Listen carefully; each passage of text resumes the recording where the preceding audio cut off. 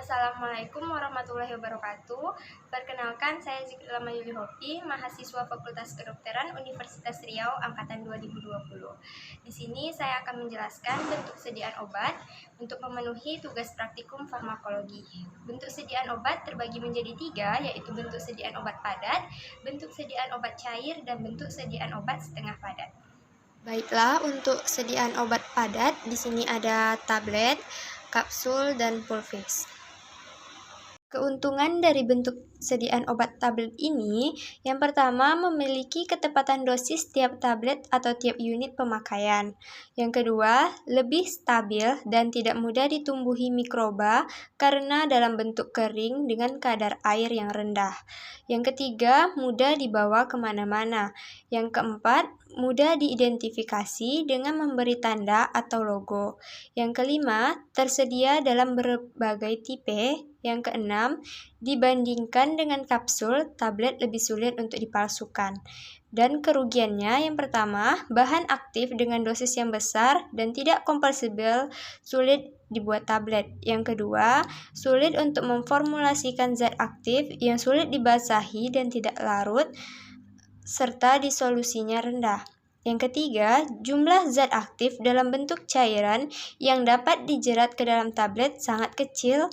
Yang keempat, kesulitan menelan pada anak-anak, orang sakit parah, dan lanjut usia. Bentuk sediaan obat padat selanjutnya yaitu ada kapsul, di mana kelebihan dari kapsul yang pertama bentuknya menarik dan praktis, dan juga cangkangnya dapat menutupi obat dari rasa dan bau yang tidak sedap. Lalu mudah ditelan dan cepat hancur atau larut dalam perut sehingga memudahkan proses absorpsi pada obat. Selanjutnya, dapat diisi dengan cepat karena tidak memerlukan zat yang berasal dari tumbuhan atau zat penolong seperti yang digunakan pada pembuatan pil atau tablet. Di mana kerugian dari kapsul ini, yang pertama tidak bisa untuk bahan-bahan zat yang mudah menguap dikarenakan pori-pori kapsul tidak dapat menahan penguapan. Lalu tidak bisa untuk zat-zat higroskopis atau lembab. Lalu selanjutnya tidak bisa untuk zat yang dapat bereaksi dengan cangkang kapsul, tidak bisa digunakan untuk balita, dan tidak bisa dipotong atau dibagi-bagi. Nah, selanjutnya bentuk sediaan obat padat, ya ini jenis pulvis, di mana kelebihannya dokter lebih leluasa memilih dosis untuk pasien, lalu lebih stabil terutama untuk obat yang rusak oleh air. Penyerapan lebih sempurna dibandingkan dengan penyerapan padat lainnya. Cocok untuk dewasa dan anak-anak yang sukar menelan kapsul atau tablet. Lalu selanjutnya kekurangannya, rasa dan bau yang tidak enak tidak dapat ditutupi. Lalu bergantung kepada suhu dan dapat menjadi lembab dalam penyimpanan yang singkat. Lalu kekurangan lainnya, peracikannya membutuhkan waktu yang lama, kurang baik untuk zat yang mudah terurai. Yang selanjutnya yaitu bentuk sediaan obat cair. Di sini jenis suspensi, di mana keuntungannya baik digunakan untuk orang yang sulit mengkonsumsi tablet, pil, kapsul, terutama untuk anak-anak. Lalu memiliki homogenitas yang cukup tinggi, lebih mudah diabsorpsi daripada tablet karena luas permukaan kontak dengan permukaan saluran cerna tinggi. Dapat menutupi rasa yang tidak enak atau pahit dari obat, juga dapat mengurangi penguraian zat aktif yang tidak stabil dalam air. Di mana kerugian dari suspensi ini, pertama, memiliki kestabilan yang rendah. Yang kedua, ketepatan dosis lebih rendah dibandingkan sediaan larutan. Lalu juga suspensi harus dilakukan pengocokan sebelum digunakan. Dan pada saat penyimpanan, kemungkinan perubahan sistem dispersi akan meningkat apabila terjadi perubahan temperatur pada tempat penyimpanan. Baiklah, selanjutnya ada bentuk sediaan obat setengah padat, di mana di sini ada jenis sapo, krim, pasta, dan jeli. Di sini adalah contohnya jenis sampo. Di sini saya contohkan yakni sabun batang, di mana kelebihannya beberapa bungkus sabun batang lebih ramah lingkungan, dan juga sabun batang biasanya juga punya kandungan parfum yang lebih sedikit. Tentu saja hal itu menguntungkan bagi orang-orang yang punya alergi pada zat pewangi. Kekurangan dari sabun batang ini tingkat pH yang lebih tinggi dibandingkan sabun cair. Jadi, sabun batang bisa menyebabkan kulit kita jadi lebih kering dari biasanya.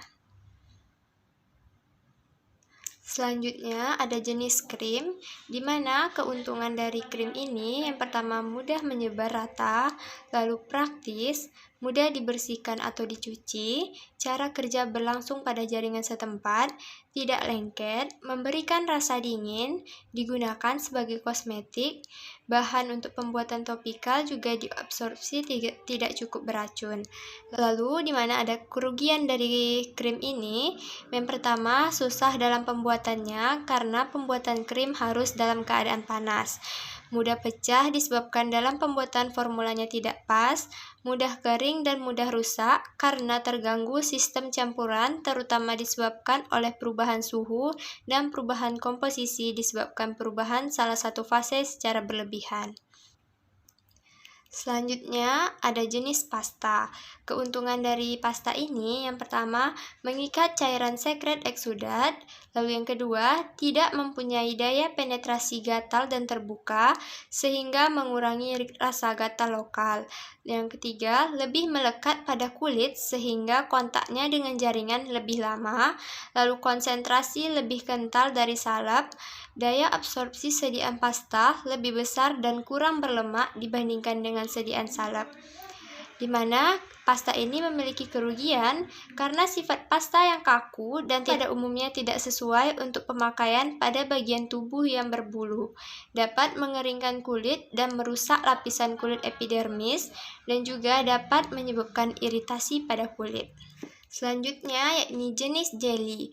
Kelebihannya dapat digunakan untuk berbagai rute pemakaian, lalu kompatibel dengan berbagai macam obat.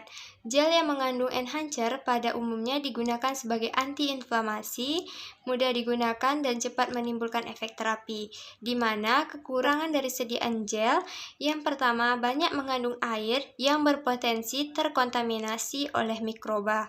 Yang kedua, terjadi penguapan air sehingga dapat menyebabkan kulit menjadi kering.